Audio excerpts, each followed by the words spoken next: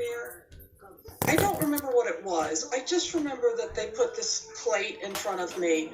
It was not standard food like any American has ever eaten. And there was dead silence around the table. And there were withheld giggles because the girls were waiting to see how I was going to handle this. And I just looked up and said, I can't eat this. And I was quickly made aware that if I did not eat every bite of this, I would have it back for the next meal. We worked hard all day.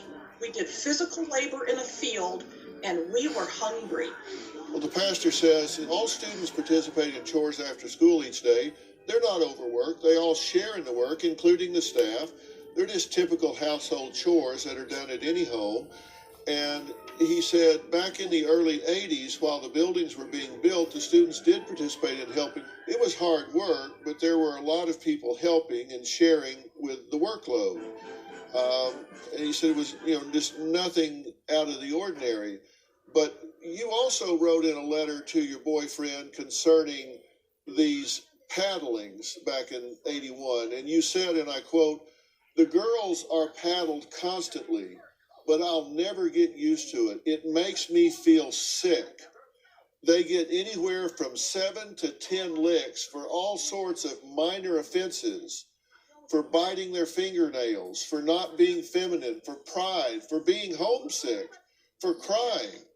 I would pass out if someone hit me that hard.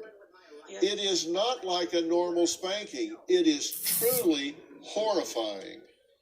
What did you see that made you write that? Well, I saw that every day. The girls were paddled every day. They had a systematic system for punishments where if you got essentially demerits, but we called them work duties. If you got a certain number of work duties, you got a spanking that night. But in addition to that, a staff member could simply look at you and say, "Karen, you look prideful. Go to the blue room. You're going to have a spanking for that." And no one said a word. The spankings were nonstop. And if somebody who is on staff at Hepzibah says they can't remember that, I will never forget. How would a spanking take place? A heavy chair.